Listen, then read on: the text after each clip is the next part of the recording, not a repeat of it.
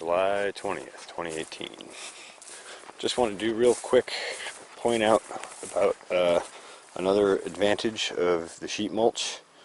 One of the other advantages of the sheet mulch is you can check on the soil conditions underneath just by lifting the sheet mulch, and yet you're not disturbing the soil, and you don't break up the mulch like you do with the regular mulch and then have weeds popping up all through it. I'll show you an example of what I mean about that. Where the chickens here, my beloved chickens, who are mischievous little chickens, have scratched up all around the plants here, and you know, they're going after worms and bugs.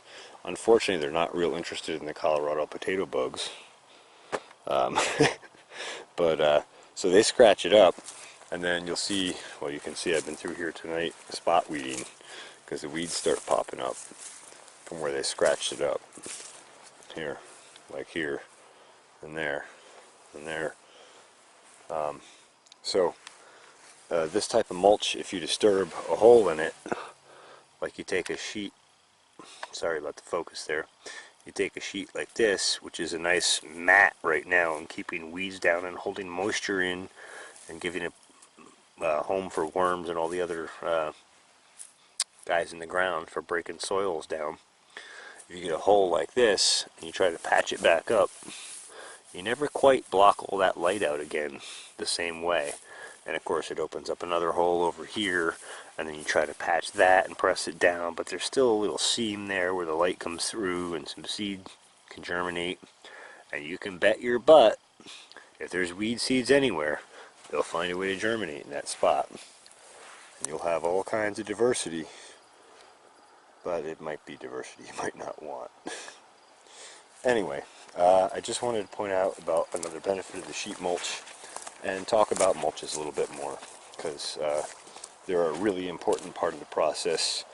They're a really big part of why my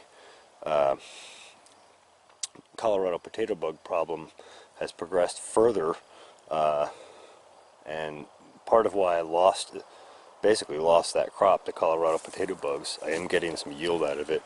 I will try and do a video on some of that too, to show you that even in about half of the crop's growth time, or even less, I actually still pulled off a small harvest out of it. And in fact, we had some mashed Kennebec potatoes tonight.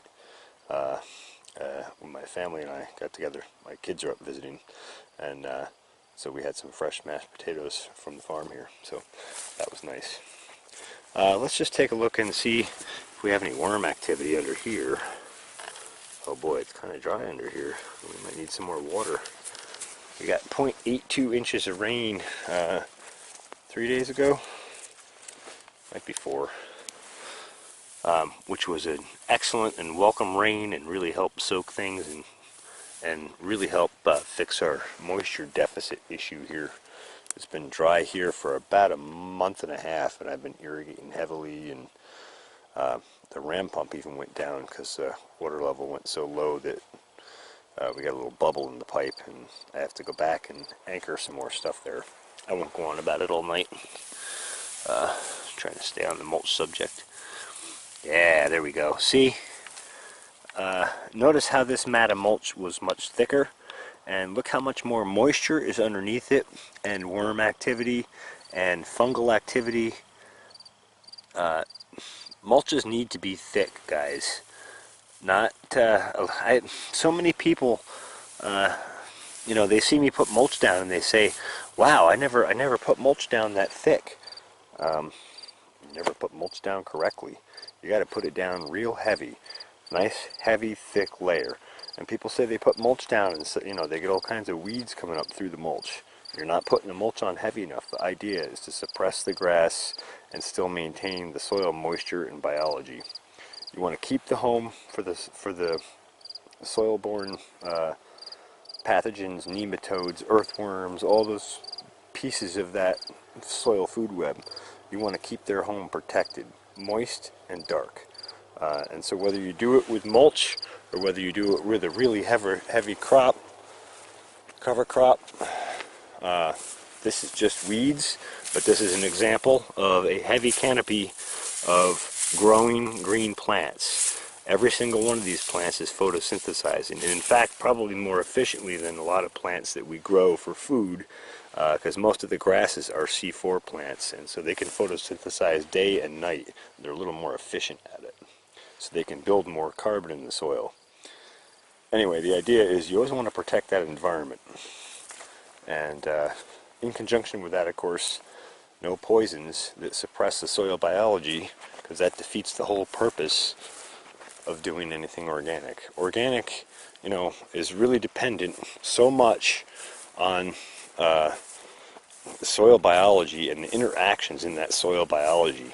And in fact, John Kemp from Advancing Eco-Agriculture says, biology is the trump card. You need all the trace minerals present, you need all those pieces present, but the biology really acts as the exchanger between those nutrients and minerals in the soil and the plant, and the plant's exudates and photosynthetic process and that sort of thing. So I hope you found this video informative and helpful. I hope you'll like and or subscribe to the channel if you'd like or subscribe, or like or want to subscribe to this video.